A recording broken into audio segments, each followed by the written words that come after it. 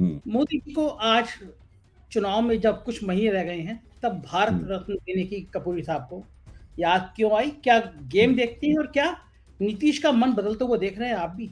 बिहार की राजनीति भारतीय जनता पार्टी के लिए बहुत मुश्किल है। अमित जी, एक बार अमित शाह जी ने कहा था कि बिहार में 3 ताकतें हैं बड़ी, लालू हम्म। प्रसाद, नीतीश और बीजेपी। हम्म। 2 जिधर हो जाती हैं, बहुत बड़े ताकत के साथ हम्म। चुनाव जीत जाती हैं। हम्म। फॉर्मूला आप आज भी देख रहे हैं कि 2 ताकतें वही है। जहाँ एक साथ रहेंगी, वो चुनाव जीत जाएगा। बिहार में भाजपा को कम से कम 10 सीटों का नुकसान होगा। ममता बनर्जी ने कह दिया है कि उन्हें कांग्रेस की जरूरत नहीं है, वो अकेले बीजेपी को हरा लेंगी बंगाल में। इंडिया गठबंधन में तो रहेंगी, लेकिन बंगाल में वो साथ नहीं देंगी, मतलब समर्थन नहीं करेंगी, मतलब सीटों का बंटवारा नहीं करेंगी। कांग्रेस भी जीतेगी तो बिना ममता की मदद के थोड़ा जीत पाएगी। तो कांग्रेस इतनी बड़ी गलती कर क्यों रही है? इतनी जल्दी से जो ये गायब सोशल मीडिया पे हो रहा है मंदिर के मुद्दे, इसका क्या कारण देखते हैं? अगर अगर ये उफान सोशल मीडिया पे कम हो रहा है, हम्म। टीवी चैनलों का रेटिंग गिर रही है, तो क्या ये हम्म। भारतीय जनता पार्टी के लिए खतरे की घंटी है? नमस्कार, मैं हूं संजय शर्मा। आप देख रहे हैं 4 PM न्यूज नेटवर्क। चुनाव में जब 2-3 महीने रह गए हैं, भारतीय जनता पार्टी बेचैन है, तड़प है अंदर कि अगर इंडिया गठबंधन की मजबूती बनी रह गई, तो फिर दिल्ली का सिंहासन आसानी से मिलने वाला नहीं है। गेम प्लान क्या हो, बंगाल में फूट कैसे पड़े, बिहार में फूट कैसे पड़े, इसलिए भारतीय जनता पार्टी बहुत मेहनत कर रही है। भारतीय जनता पार्टी के नेताओं ने सोशल मीडिया के जरिए, अपनी ट्रोल आर्मी के जरिए माहौल बना दिया कि नीतीश तो बस अब एनडीए में आने ही वाले हैं। लेकिन नीतीश के करीबियों का कहना है कि ऐसा कोई प्लान नहीं है। प्रधानमंत्री ने कर्पूरी ठाकुर को भारत रत्न दिया, जो नीतीश के गुरु रहे हैं, और जिस दिन राम मंदिर में प्राण प्रतिष्ठा हो रही थी, नीतीश उनके गांव में थे। नीतीश की योजना क्या है और ममता बनर्जी का प्लान क्या है? राम मंदिर का मुद्दा किस तरह धीमा पड़ता जा रहा है, भारतीय जनता पार्टी के खेमे से निकलता जा रहा है, और क्या जो ज्योतिषियों ने कहा था कि राम मंदिर में, अधूरे राम मंदिर में प्राण प्रतिष्ठा होने से अशुभ संकेत मिलेंगे, क्या हो रहा है ऐसा? इन तमाम मुद्दों पर मैंने अभय दुबे जी से बात की और बहुत सार्थक, बहुत सटीक बात की है। हमने इस बातचीत में उस झूठ को भी बेनकाब किया है जो राम मंदिर को लेकर बोला जा रहा है। आप सुनकर हैरान हो जाएंगे। और हमने सुधीर चौधरी के ब्लैक एंड व्हाइट से लेकर आज तक चैनल की धज्जियां भी उड़ाई हैं कि किस तरह उनके झूठ का साम्राज्य, उनके रेटिंग का साम्राज्य गिरता जा रहा है। बहुत अच्छा बातचीत है, पूरा सुनिएगा और फिर कमेंट करिएगा। चैनल को ज्वाइन जरूर कीजिएगा। चलते हैं सीधा अभय दुबे जी के पास। स्वागत है अभय सर आपका। राजनीति की कई बड़ी घटनाएं हो गई हैं जिस पे आपसे विमर्श करना जरूरी था। ममता बनर्जी ने ऐलान किया कि हम अकेले चुनाव लड़ेंगे, कांग्रेस के साथ नहीं जाएंगे। भगवंत मान ने भी इशारा कर दिया, और बिहार में अचानक मोदी जी को कर्पूरी ठाकुर जी की याद आ गई। हम्म। नीतीश ने भी आज संकेत खतरनाक दिए, उन्होंने परिवारवाद पर हमला बोला। सारी चीजों पे हम एक एक करके बात करेंगे आपसे आज। जी। शुरुआत करना चाहता हूं मैं कि बिहार में जो कुछ हो रहा है, हम्म। मोदी जी को आज चुनाव में जब कुछ महीने रह गए हैं, तब भारत हम्म। रत्न देने की कपूरी साहब को याद क्यों आई? क्या गेम हम्म। देखती हैं और क्या नीतीश का मन बदलते हुए देख रहे हैं आप भी? देखिए, अभी अभी टीवी पे मैं आपके कार्यक्रम में आने से पहले टीवी पे सुन रहा था। वहां पे लोक जनशक्ति पार्टी के जो वो राष्ट्रीय उपाध्यक्ष हैं, AK वाजपेयी, वो एक पत्र लेके आए थे। ये पत्र रामविलास पासवान ने, जब मोदी सरकार में थे रामविलास पासवान, तो रामविलास पासवान ने लिख के दिया था कि आप कर्पूरी ठाकुर को भारत रत्न दीजिए। देखिए, कर्पूरी ठाकुर को भारत रत्न नहीं दिया गया। नीतीश कुमार 2007 से लगातार मांग कर रहे हैं कि भाई कर्पूरी ठाकुर को भारत रत्न दिया जाए। हर साल मांग करते हैं, लेकिन कितना समय लगा दिया, कोई कर्पूरी ठाकुर को भारत रत्न लोगों ने नहीं दिया। अभी क्यों दिया, जरा इसके बारे में सोचने की जरूरत है। जिस वक्त मोदी जी 22 तारीख को अयोध्या में प्राण प्रतिष्ठा कर रहे थे, उस वक्त नीतीश जी क्या कर रहे थे? बहुत कम लोगों का ध्यान इस तरफ गया है। लोग ये तो कयासबाजी करते रहते हैं कि नीतीश जी के क्यों एनडीए में जाने वाले हैं या पलटी मारने वाले, लेकिन नीतीश जी कर क्या रहे थे उस वक्त? नीतीश जी उस समय कर्पूरी गांव गए हुए थे और वहां पर कर्पूरी ठाकुर की जो शताब्दी वर्ष मनाया जा रहा है, उनकी उनके उनके जन्म की 100 साल हो गए हैं, उसका मुआयना कर रहे थे, उसको मना रहे थे। आप सोचिए, कर्पूरी ठाकुर का जश्न, कर्पूरी ठाकुर के विचारों का जश्न, वो और नीतीश जी तो उनको अपना पहले से गुरु मानते हैं। भाई कर्पूरी ठाकुर का मुख्य योगदान क्या है? जब वो मुख्यमंत्री हुए तो उन्होंने एक मुंगेरी लाल कमीशन बनाया और उस मुंगेरी लाल कमीशन ने सिफारिश ये की, ये 70 के दशक में हुआ था। पिछड़ों को आरक्षण तो बीपी सिंह ने 90 में दिया, 1990 में दिया। क्यों? कर्पूरी ठाकुर तो 70 के दशक में बने थे मुख्यमंत्री। तो मुंगेरी लाल कमीशन ने रिपोर्ट दी, उस रिपोर्ट को मानते हुए कर्पूरी ठाकुर ने जो पिछड़ों में अति पिछड़े हैं उनको 12% आरक्षण दिया और जो भूमिधर पिछड़े हैं यानी लैंडेड ओबीसी जो है, किसान ओबीसी जो है, देखिए ओबीसी समाज जो है 2 हिस्सों में बटा हुआ है, तकरीबन बराबर बराबर का। एक हिस्सा है कारीगर ओबीसी का, आर्टिजन्स ओबीसी का, दूसरा हिस्सा है किसान ओबीसी का। अब ऐसे यादव जाति है तो किसान ओबीसी की श्रेणी में आती है। ये बड़े बड़े ताकतवर ओबीसी समुदाय हैं। लेकिन जो आर्टिजन ओबीसी हैं वो संख्या में वो जातियां ज्यादा हैं, छोटी छोटी जातियां हैं, बहुत गरीब हैं, उनके पास कुछ है नहीं, बिल्कुल रोज रोज की रोटी के लाले पड़े हुए हैं उनको।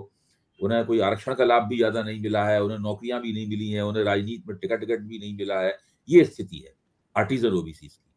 तो कर्पूरी ठाकुर ने उसका ख्याल किया। सबसे पहले कर्पूरी ठाकुर इस देश के पहले व्यक्ति थे जिन्होंने इस चीज का ख्याल किया और उन्होंने उनको 12% आरक्षण निर्धारित किया। जो मजबूत ओबीसी थे उनके लिए उन्होंने 8% आरक्षण दिया।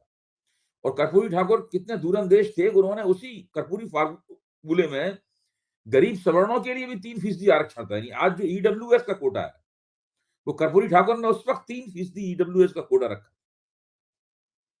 आप इससे अंदाजा लगा सकते हैं कि किस किस्म के सोच के धनी थे वो और वो देश को किधर ले जाना चाहते थे। कर्पूरी फार्मूला इसीलिए मशहूर है। और नीतीश कुमार ने मोटे तौर पर कर्पूरी ठाकुर द्वारा बनाई हुई नीति पर चल के ही अपनी अपनी राजनीति की। कर्पूरी ठाकुर ने बिहार में शराबबंदी की थी, नीतीश कुमार ने भी बिहार में शराबबंदी की। मैं केवल आपको विभिन्न मुद्दे बता रहा हूं कि कर्पूरी ठाकुर और नीतीश कुमार का रिश्ता क्या है और मोदी जी से क्या रिश्ता है कर्पूरी ठाकुर का, भारतीय जनता पार्टी से क्या रिश्ता है कर्पूरी ठाकुर का, भारतीय जनता पार्टी के पूर्व संस्करण जनसंघ से क्या रिश्ता है कर्पूरी ठाकुर का, राष्ट्रीय स्वयंसेवक संघ से क्या रिश्ता है कर्पूरी ठाकुर का। कोई रिश्ता ही नहीं है आपस में किसी भी किस्म का। भारतीय जनता पार्टी हमेशा आरक्षण के प्रति असहज रही, खुल के विरोध नहीं किया डर के मारे कि पिछड़ों के वोट नहीं मिलेंगे, लेकिन आरक्षण के प्रति हमेशा असहज रही। जब 1990 में अपने घोषणा पत्र में आरक्षण की मांग जोड़ी तो साथ में यह भी जोड़ दिया कि आर्थिक आधार पर भी आरक्षण दिया जाना चाहिए, जो मुख्य तौर पर आरक्षण की भावना के विपरीत था। तो आरक्षण कोई गरीबी हटाओ कार्यक्रम तो है नहीं, वो तो सामाजिक और शैक्षिक रूप से पिछड़े लोगों को, कमजोर लोगों को आरक्षण देने की बात कही गई है संविधान में। तो ये एक तरह से नीतीश कुमार की जो राजनीतिक गतिविधियां थी, जातिगत जनगणना से बिहार में जो माहौल बना था, कांग्रेस ने भी उसको अपना केंद्रीय मुद्दा बना लिया जो नीतीश कुमार ने कराया था, उससे मजबूर होकर नरेंद्र मोदी को यह कदम उठाना पड़ा। दूसरी बात, मैं इस बात को मानने के लिए तैयार हूं कि उत्तर प्रदेश में और दूसरे प्रांतों में भारतीय जनता पार्टी ने पिछड़े वर्ग के वोटों को अपनी ओर खींचने में कामयाबी हासिल की है। इस वक्त 2019 में उसको सारे देश में 44% ओबीसी वोट मिले थे, जो कि बहुत बड़ा बड़ा आंकड़ा है। लेकिन बिहार इसमें अपवाद है। बिहार में आज भी भारतीय जनता पार्टी की छवि जो है वो ब्राह्मण, बनिया, ठाकुर, भूमिहार पार्टी की है। आज भी बिहार में भारतीय जनता पार्टी की छवि ऊंची जातियों की पार्टी की है। उसे एनडीए के जरिए यानी नीतीश कुमार के जरिए कमजोर जातियों के वोट मिलते थे। और जब नीतीश कुमार उस भाजपा से अलग हटे और उन्होंने लालू यादव के साथ 2015 में गठबंधन बनाया, तो फिर देखिए भारतीय जनता पार्टी का क्या हश्र हुआ। आज फिर वो उनसे अलग हटे हुए हैं, फिर लालू यादव के साथ गठबंधन बनाए हुए हैं और भाजपा कभी भी 2015 के विधानसभा चुनाव की पराजय भूल नहीं पाती है। वो उसके मानस में लगा हुआ एक घाव है। अमित शाह ने पूरा टाइम बिहार में उस वक्त गुजारा था। ये वही चुनाव था जिसके आखिर में अमित शाह ने अपने भाषण में कहा था कि अगर ये लोग जीतेंगे तो पाकिस्तान में इनकी जीत के पटाखे फूटेंगे। उसके बावजूद भी ये लोग चुनाव हार गए थे। तो बिहार की राजनीति भारतीय जनता पार्टी के लिए बहुत मुश्किल है। वो नीतीश, मैं कह चुका हूं, नीतीश कुमार के खिलाफ पहले से ही एक मनोवैज्ञानिक युद्ध चला रहे हैं और पूरा मीडिया उस मनोवैज्ञानिक युद्ध में इनका साथ दे रहा है।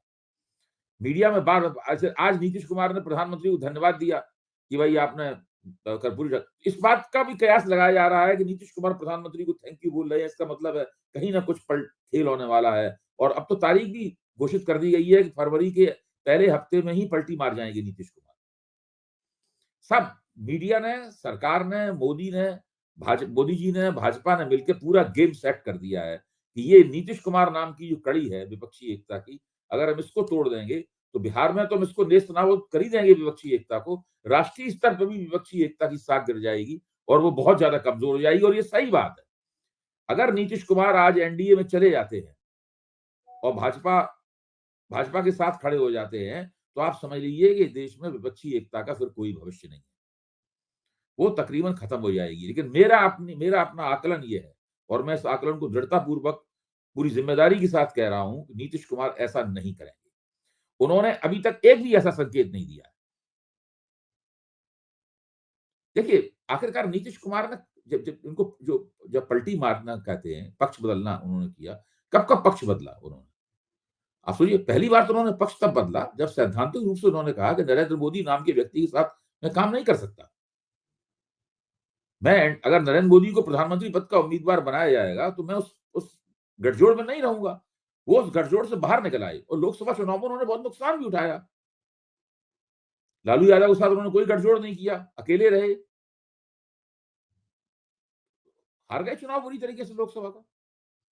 लेकिन उसके बाद उन्होंने राजनीति को समझा, लालू यादव के साथ उन्होंने गठजोड़ किया। उन्होंने ही लालू यादव को फोन किया, नीतीश कुमार ने। लालू यादव नीतीश कुमार को फोन नहीं किया था, उन्होंने फोन किया, गठबंधन बनाया, कांग्रेस की मदद ली, राहुल गांधी ने भी अपनी भूमिका निभाई उसके अंदर और उन्होंने भारतीय जनता पार्टी को वहां पर हरा दिया। दोबारा उन्होंने पक्ष तब बदला जबकि उन्होंने देखा कि तेजस्वी यादव उन्हें काम नहीं करने दे रहे हैं। तेजस्वी यादव क्या करते थे कि वो संगठन के विधायक अपने अपने अपने आरजेडी के विधायकों की अलग मीटिंग करने लगे थे। एक तरह से दो मुख्यमंत्री हो गए थे वहां पे। यानी विधायक दल की बैठकें दो जगह होती थी, एक जगह नीतीश कुमार के समर्थक विधायक बैठते थे, एक जगह तेजस्वी के समर्थक विधायक बैठते थे। इस तरह सरकार चल रही थी। नीतीश समझ गए कि अब ये सरकार इस तरह नहीं चल सकती है, तो मजबूरी में फिर वो भारतीय जनता पार्टी के साथ चले गए।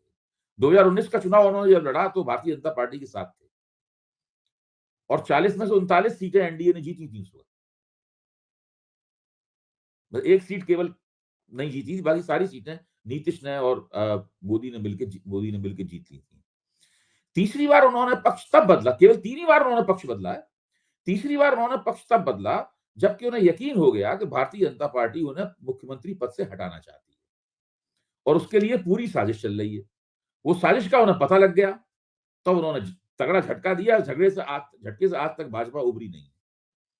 तो इस सारी कुछ पेशबंदी हो रही है कर्पूरी ठाकुर को भारत रत्न देने की और ये कहने की नीतीश कुमार को एक खुफिया दवा दी जा रही है, ये दिखाने की कि लालू तेजस्वी मिलकर नीतीश को हटाने की जल्दबाजी में है, वो मुख्यमंत्री बनाना चाहते हैं अपने बेटे को। ये सब जो बातें कही जा रही हैं या ये अफवाह उड़ाना, अमित शाह का ये कहना, अमित शाह ने कह दिया ना, अमित शाह का ये कहना कि अगर कोई प्रस्ताव आएगा तो हम उस पर गौर करेंगे। तुरंत जीतन राम मांझी ने फौरन ये कहा कि अगर वैसे तो नीतीश कुमार पलटू राम है, लेकिन अगर वो भाजपा में जाना चाहें और भाजपा उन्हें स्वीकार कर ले तो हमें इस पर आपत्ति नहीं। आप देखिए, सब कुछ मिला जुला है। फिर उनके समर्थक पत्रकार ये खबर उड़ाते हैं कि वो सम्राट चौधरी की पगड़ी का क्या होगा। सम्राट चौधरी ने कसम खाई थी ना, है कि हम अपनी पगड़ी नहीं पहनेंगे, तो वो पगड़ी क्या पगड़ी वो पानी में प्रवाहित कर देंगे। तो इस तरह से पूरा एक माहौल बनाया जा रहा है वहां बिहार में और इस माहौल के पीछे इरादा यही है कि किसी तरीके से बिहार में विपक्षी एकता को तोड़ दिया जाए। बिहार में विपक्षी एकता को तोड़ने का मतलब होगा राष्ट्रीय स्तर पर विपक्षी एकता का टूट जाना। मेरा आकलन यह है इस काम में वो कामयाब नहीं होंगे। कर्पूरी ठाकुर को भारत रत्न देने से ये तो होगा कि कुछ हो सकता है कि अति पिछड़े एमबीसी वोटरों और महादलित वोटरों के एक हिस्से में कुछ भाजपा के प्रति थोड़ी बहुत हमदर्दी पैदा हो। लेकिन बिहार में तो मुझे लगता है कि बिल्कुल सब लोग आज तकरीबन तय कर चुके हैं किसको बीजेपी को वोट देना है और कौन महागठबंधन को वोट देगा। उसमें कोई ज्यादा बड़ा परिवर्तन अब होने वाला है नहीं। अबे जी, एक बार अमित शाह जी ने कहा था कि बिहार में 3 ताकतें हैं बड़ी, लालू प्रसाद, नीतीश और बीजेपी। 2 जिधर हो जाती हैं, बहुत बड़े ताकत के साथ चुनाव जीत जाती हैं। ये फॉर्मूला आप आज भी देख रहे हैं कि 2 ताकतें जहां एक साथ जाएंगी वो चुनाव जीत जाएगी। नहीं, बिल्कुल ठीक आप कह रहे हैं। मेरा तो मानना है कि भाजपा बिहार में बहुत बड़े नुकसान के अंदेशों का सामना कर रही है। भाजपा के अंदर इस बात पे लोग साफ कहते हैं, भाजपा के अंदर के लोगों से, आप बिहार के लोगों से पूछिए, ये दिल्ली के प्रवक्ताओं वक्ताओं की बात नहीं कर रहा हूं मैं। वो कहते हैं भाजपा दहाई में नहीं पहुंच पाएगी बिहार में। बिहार में भाजपा को कम से कम 10 सीटों का नुकसान होगा। तो यानी अगर बिहार में 10 सीटें हैं तो मोदी जी का सिंहासन बहुत दूर होता हुआ नजर आ जाएगा दिल्ली में। बिहार में 10 सीटों का नुकसान होगा। महाराष्ट्र में भाजपा को नुकसान होने वाला है तगड़ा। मैं मानता हूं 5 से लेकर 7-8 सीटों का या 10 सीटों तक का कर्नाटक में भी नुकसान हो सकता है भाजपा को। इन 3 प्रांतों में तो निश्चित नुकसान होगा। तेलंगाना में 4 में से सीटें भाजपा की 2 रह जाएंगी। बंगाल उड़ीसा में जो भाजपा ने 8 सीटें जीती थी, मुझे नहीं लगता कि ये 3 या 4 सीटों से ज्यादा भाजपा उड़ीसा में जीत सकती है। इन सब जगहों पर भाजपा को नुकसान होने वाला है। बंगाल में निश्चित रूप से नुकसान होगा। बंगाल में बहुत नुकसान, क्योंकि बंगाल में पिछली बार जो भाजपा ने 18 सीटें जीत ली थी, तब ममता बनर्जी काफी मुगालते में थी। असल में उनका मानना है वो अपने खिलाफ जो एंटी इनकम्बेंसी थी उसको वो शिनाख्त नहीं कर पाई थी उसकी। फिर उन्होंने उसकी शिनाख्त की और जम के एंटी इनकम्बेंसी को उन्होंने पलटा और धड़ाके के साथ उन्होंने इतना भाजपा ने तगड़ा हमला किया, फिर भी उन्होंने विधानसभा चुनाव जीता। अब ऐसा नहीं होगा। जो भाजपा ने जो मतुआ समुदाय है वहां का, जिसने भाजपा को जबरदस्त समर्थन दिया था, वो भी इस बात से नाराज है कि अभी तक इन्होंने सीए ठीक से लागू नहीं किया है। तो अभी कुछ दिन पहले तक तो सीए की नियमावली ही बना रहे थे ये लोग। अभी लोकसभा चुनाव नजदीक आते देख के अमित शाह ने ऐलान किया है कि भाई सीए अब लागू हो गया है। तो मतुआ समुदाय में भी नाराजगी इन लोगों के खिलाफ है, जो भाजपा का वहां पर मुख्य आधार था। लेकिन आज ममता बनर्जी ने कह दिया है कि उन्हें कांग्रेस की जरूरत नहीं है, वो अकेले बीजेपी को हरा लेंगी बंगाल में। इंडिया गठबंधन में तो रहेंगी, लेकिन बंगाल में वो साथ नहीं देंगी, मतलब समर्थन नहीं करेंगी, मतलब सीटों का बंटवारा नहीं करेंगी। भाई उसकी वजह ये है कि अधीर रंजन चौधरी की जो भूमिका है वो थोड़ी सी इस तरह की है, इसने ममता बनर्जी को थोड़ा नाराज कर दिया है वहां पर। वरना वो 2 सीटें हैं वहां पर कांग्रेस की, तो 2 सीटें देने के लिए तो शुरू में तैयार थी कांग्रेस को। अब इसके बाद जो जयराम रमेश ने अच्छा वक्तव्य दिया है। जयराम रमेश ने ये कहा है कि ममता जी इंडिया गठबंधन की महत्वपूर्ण सदस्य हैं, हम उनको साथ लेकर चलेंगे और हम उनसे बात कर रहे हैं। तो अभी ऐसी कोई बात नहीं है कि वो मामला टूट गया है, तो ये उन्होंने कहा है। तो मुझे लगता है कि थोड़े दिनों बाद तक कुछ समझौता निकल आएगा दोनों के बीच में। 2 सीटें या 3 सीटें वो दे देंगी। कांग्रेस कितनी सीटें मांग रही थी? यहाँ तो मेरी जानकारी है कांग्रेस शायद 4 या 5 सीटें मांग रही थी। 5 सीटें की बात आई थी। 5 5 सीटें मांग रही थी। तो 5 तो नहीं मिलेंगी उसको, लेकिन मुझे लगता है 3 मिल सकती हैं। 2 तो उनके पास है ही कांग्रेस के पास, 3 सीटें वहां मिल सकती हैं। तो अभी भी आपका मानना है कि वहां पे ममता के साथ समझौता हो जाएगा? हाँ, हो जाएगा आखिर में। और देखिए अंततः तो ममता को ही जीतना है वहां पर। कांग्रेस भी जीतेगी तो बिना ममता की मदद के थोड़ा जीत पाएगी। भाई असली ताकत तो वहां की ममता बनर्जी है। ठीक इस तरीके से आप देखिए उत्तर प्रदेश में अगर अखिलेश यादव की मदद नहीं मिलेगी तो कांग्रेस क्या हासिल करेगी वहां पर? उत्तर प्रदेश में मुख्य विपक्षी ताकत तो अखिलेश यादव है ना।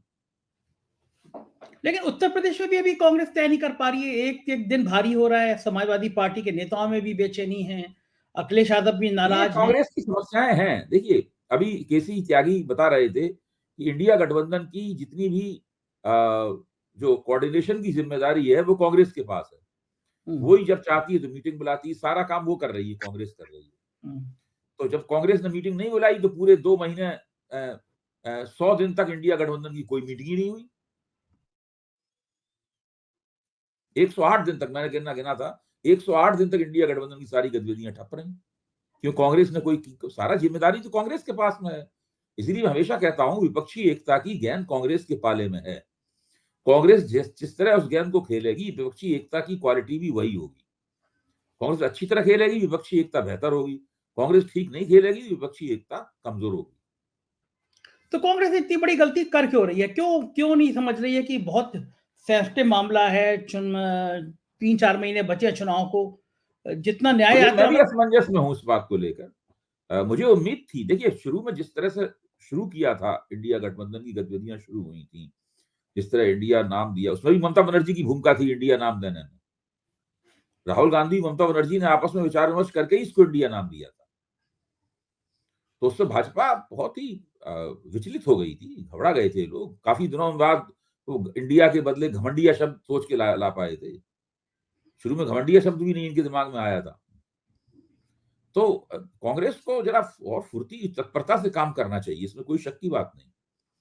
अगर इतना ढीले ढाले तरीके से ये लोग करते रहे तो कुल मिलाकर विपक्ष की एकता को धार नहीं मिल पाएगी। हाँ, मतलब जो 2-3 महीने बचेंगे तो कैसे एक-एक सीट पे मंथन करना है, प्लानिंग करनी है, वो भाई सब अभी कैसे। 100 दिन है बस केवल आपके पास, 100 हाँ, डेज 100। है। 100 डेज़ है, बिल्कुल ठीक कह रहे हैं। अच्छा, और वो वहां इनको। पे लगभग 5 लाख लोगों के दर्शन हो रहे हैं वहां पे। हाँ, अयोध्या में। हाँ, हाँ, कल 5, अब मैंने 3 बताया था, आज सवेरे आंकड़ा आया कि वो तो 5 थे। आज भी 5 लाख लोग पहुंचे हैं वहां पे। अयोध्या में ना, हाँ, हाँ। मैं कैलकुलेशन कर रहा था वहाँ के लोगों का, और जितने करोड़ लोग बता दे रहे हैं अभय जी, वो बड़ा हैरानी भरा है कि मतलब वो आंकड़े, पूरा सब कुछ तो राम में हो गया है। तो मैं एक कैलकुलेशन कर रहा था, मेरे एक दोस्त ने भेजा, तो मैं 2 मिनट आपका लूँगा। हाँ, जरूर। 24 घंटे में 86,400 सेकंड होते हैं। मेरे मित्र ने हाँ, मैसेज भेजा है। हाँ, हाँ। उसने कहा कि चूँकि मंदिर 12 घंटे खुला रहता है, हम्म, 43,200 सेकंड हो गए 12 हम्म, घंटे में। हम्म, उसमें भी वीआईपी लगातार आ रहे हैं। जब वीआईपी हम्म, आते हैं तो थोड़ी देर को रोक दिया जाता है। हम्म, 3 घंटे वीआईपी को मान लीजिए 200 वीआईपी आए तो 40,000 सेकंड बचे मोटा-मोटा। हाँ। अब 5 लाख सेकंड, अगर आप 5 लाख लोग देखेंगे हम्म। तो 1 सेकंड में 13 लोग आते हैं। हाँ, मतलब इतने बढ़िया कैलकुलेशन है कि हम्म, 1 सेकंड में 13 लोग। हम्म, संभव है? कभी संभव नहीं है। एक व्यक्ति आएगा, मंदिर में हाथ जोड़ेगा भगवान के सामने, तो एवरेज 1 मिनट हम्म। तो आप रख ही लीजिए। हाँ, 1 मिनट से 5 मिनट लगते होंगे कम से कम भाई। मैं बता रहा हूँ, मतलब 2-3 मिनट ही लगते हैं। हाँ, इनके हिसाब से अगर 5 लाख लोग दर्शन करेंगे, तो हाँ। 1 सेकंड में 13 लोग दर्शन करेंगे, इनके 5 हम्म, लाख। कोई कैलकुलेशन ही नहीं है। हम्म, ट्रेनें चल रही हैं इस समय दिल्ली से, उसमें हम्म, अगर सब लोग जोड़ लें कि पूरी फुल ट्रेन चल रही है, हम्म, तब भी इतने आदमी नहीं आते। लेकिन 5 लाख, तो मैं कैलकुलेशन कर रहा था बैठ के मैं, तो मुझे हम्म, लगा ये तो बिल्कुल ठीक पैमाना है कि इतने हम्म। 1 सेकंड में 13 लोग दर्शन कैसे कर सकते हैं? लेकिन कुछ तो भी आपका कहना है। मतलब ये आंकड़ा दिया जा रहा है फर्जीवाड़ा है। मैंने तो सबके दर्शकों के सामने कैलकुलेशन करके बता दी कि हम्म, दिन में 12 घंटे मंदिर खुला, 2 हम्म, घंटे एवरेज वीआईपी ने दर्शन किया। आप खुद जोड़ हम्म, लीजिए। हम्म, जब जोड़ेंगे 5 लाख को, 10 हम्म, घंटे मंदिर में जोड़ेंगे, तो इतना ही हम्म, एवरेज आ रहा है। अगर 5 लाख लोग जोड़ेंगे, तो हम्म, 13 आदमी 1 सेकंड में दर्शन कर रहा है। हम्म, संभव ही नहीं है। हम्म, ये तो वो कुछ भी बोल देते हैं। एक अफ़सर है, हम्म, वो बैठ के कह देता हम्म, है कि आज 5 लाख लोगों ने दर्शन किए, आज 10 लाख हम्म, लोगों ने दर्शन किए। अबे हम्म, जी, हो ये रहा है कि आस-पास के जो जिले के लोग हैं, हम्म, वो बड़ी संख्या में आ रहे हैं। ये बात भी ठीक है, बड़ी संख्या में आ रहे हैं, मतलब गोरखपुर से भी आ रहे हैं, उसमें नए-नए यूनिवर्सिटी। बाहर के लोगों के लिए आजकल जो अव्यवस्थाएँ फैली, हम्म, जो मंदिर बीच-बीच में ब्रेक किया गया, उसमें हम्म, तो और देरी हुई लाइन लगाने में, करने में। हम्म, तो 1 सेकंड में 13 का एवरेज आ रहा है, हम्म, वो तो 1 मिनट भी नहीं आया। हम्म। तो मोटा-मोटा अगर कल के हालत देखें, तो 1 लाख लोगों ने भी कल दर्शन नहीं किए। इस कैलकुलेशन से जाएँगे। नहीं, मैं इस लेकिन दृष्टि से मैंने देखा नहीं था। आपका आपका कहना तथ्यपूर्ण है और इस दृष्टि से इस पे विचार किया जाना चाहिए। आप कहना है कि एक दिन में 1 लाख से ज्यादा लोग दर्शन नहीं कर पाए, व्यावहारिक नहीं, नहीं है वो। व्यावहारिक ही नहीं है। मंदिर व्यावहारिक नहीं। मंदिर आज भी मुझे किसी ने बताया, मेरे मित्र गए थे दर्शन करने के लिए, कि दिन हाँ। में 2 घंटे ब्रेक किया गया, भीड़ बहुत, बैरिकेडिंग लगा दी गई है वहाँ पे। हुँ, तो व्यावहारिक ही नहीं है। आप देखिए ना, हुँ, भगवान के सामने जब जाएँगे, आप ही हुँ। जाएँगे तो प्रसाद भी चढ़ाएँगे, हाथ भी जोड़ेंगे, चरण हाँ, भी हाँ, छुएँगे। वो तो तो पूरा एक एवरेज प्रक्रिया है। हुँ, 1 मिनट तो लगेगा ना आपको, कम से कम हुँ, एक व्यक्ति को एकदम तो लाठी मार के भगा नहीं देंगे, 1 मिनट तो लगेगा। हुँ, उससे हुँ, कैलकुलेशन कर लीजिए कि कितने लोग दर्शन कर सकते हैं वहाँ पे जाके। तो ये हो क्या रहा है कि जैसे इन्वेस्टर समिट में एक बड़ा अफसर प्रेस नोट जारी कर देता था जी 38 लाख करोड़ का इन्वेस्टमेंट हुआ, मैं तो गवाऊं एक बार, मेरे सामने लिखा गया कि इतने लाख बोले कम लग रहा है, फिर 5 लाख एक अफसर ने और बढ़ा दिया कि अब ठीक लग रहा है। अब वो कितने कितने की इन्वेस्टमेंट समिट बता दो। हमने आरटीआई में पूछा अभय जी, उन्होंने एक दिन हमने खबर पढ़ी, खबर में था कि इतने लाख रोजगार आ गए इन्वेस्टर समिट से। तो मैंने आरटीआई में पूछा सरकार से, मैंने कहा कि जो इन्वेस्टर समिट हुई है इसमें कितने लोगों को रोजगार मिला। तो मेरे पास ऑन रिकॉर्ड आया कि इस तरह की कोई जानकारी हमारे पास उपलब्ध नहीं है। सरकार का, यूपी सरकार का जवाब है मेरे पास। तो जब सरकार के पास जानकारी नहीं है इतने लाख रोजगार आए, तो नेताओं के मुंह से जो छपता है, मीडिया कभी इतनी इन्वेस्टिगेशन करने की जरूरत समझती नहीं है। वो तो जो हुक्म मेरे आका, क्योंकि 7-7 पेज के विज्ञापन मिल रहे हैं, तो किसे जरूरत पड़ी है कि वो स्थिति को सोचे, वो मेरी तरह कैलकुलेशन करके बैठे कि 1 सेकंड में कितने लोग आएंगे। तो जो वो बोल रहे हैं उसको वो मान लेंगे। यही हाल उत्तर प्रदेश में चल रहा है, जो आप बोलेंगे वो लिख जाएगा, वो छप जाएगा। लेकिन अभय जी, ये जो मंदिर वाला प्रोजेक्ट है, टीवी पे आज कम दिखाई दिया। कारण ये कि मैं उनके यूट्यूब पे जाके देख रहा था, सोशल मीडिया पे मंदिर के प्रोग्राम अब उतने चल नहीं रहे हैं, व्यूअरशिप नहीं आ रही है। अच्छा, तो अब ये क्या लग रहा है, ये मंदिर का उफान कितने दिन और चला पाएंगे? मतलब जो आप बता रहे हैं इससे तो लगता ये है कि ये 15-20 दिन के अंदर जो है मामला बिल्कुल नॉर्मलाइज हो जाएगा। हाँ, मतलब उफान जो है, देखिए, ये तो आप भी मानेंगे कि टीवी देखना अब लोगों ने बहुत कम कर दिया है। क्योंकि अब टीवी टीवी पे मतलब आप जनरल सर्वे करेंगे तो आप देखेंगे कि टीवी अब मतलब लोग अब टीवी देखते हैं तो वो ओटीटी प्लेटफॉर्म देख रहे हैं या कुछ देख रहे हैं। जैसे मैं अभी आपके सामने बात करते करते मैं एक एक प्रोग्राम खोल ही लेता हूँ, मतलब दर्शकों को पता चलना चाहिए क्योंकि ये भी बहुत बड़ा मुद्दा है। जैसे मैंने एक आज तक का खोला, बात करते करते आज तक के मैं मेन उस पे गया और इस पे मैं ये पढ़ ले रहा हूँ कि जो मेन गए हैं, इन्होंने लिखा है कि मूर्तिकार सत्यनारायण पांडे जी से जानिए 7 महीने में कैसे तैयार हुई मूर्ति। आज तक के सब्सक्राइबर हैं 61.7 मिलियन। क्या बड़ी संख्या है। मूर्तिकार की मूर्ति कैसे तैयार हुई, इसके आए हैं 310 व्यू, 310। आगे और पढ़ो, अयोध्या 60 मिलियन सब्सक्राइबर में केवल 310 व्यू आए।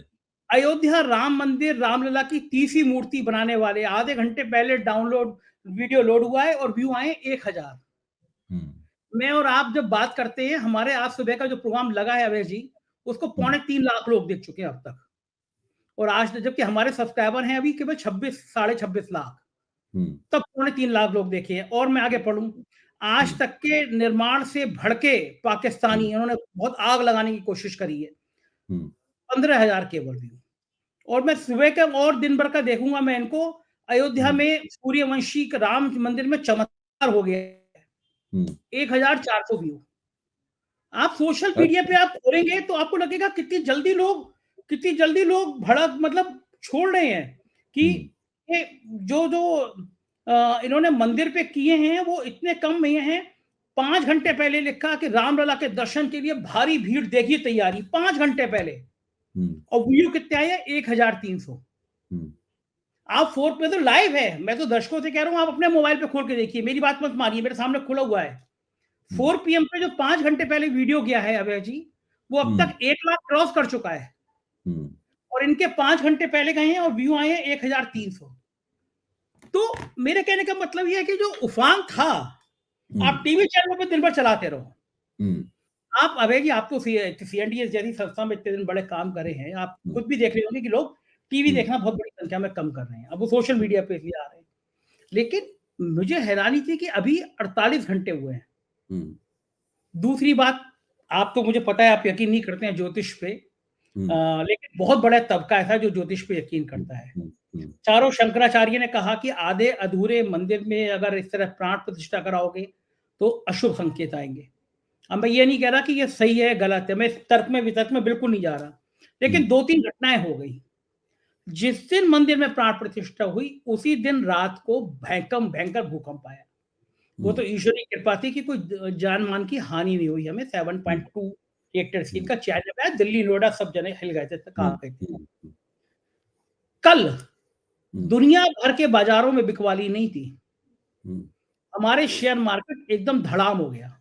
कल 8.5 लाख करोड़ रुपए डूब गए भारत के निवेशकों के।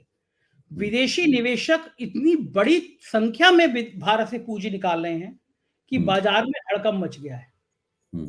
अब इन संकेतों को जो कि ज्योतिष ने जिसने कहा है वो तो कहेगा कि कहेगा भाई मैंने तो कहा है, वो हो रहा है, उसका असर पड़ रहा है, असर पड़ रहा है, वो तो कहेगा उसकी बात तो सही है, उसको तो कहना भी चाहिए, वो कहेगा इन बातों।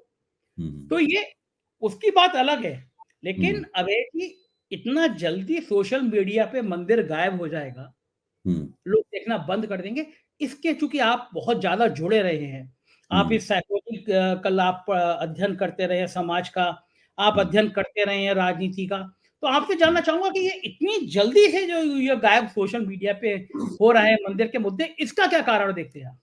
भाई देखिए, जब 6 दिसंबर 1992 को बाबरी मस्जिद तोड़ी थी कारसेवकों ने, उसके बाद तो संघ का और भारतीय जनता पार्टी के सब लोगों का दावा ये था कि अब तो हिंदू विजय दिवस मनेगा।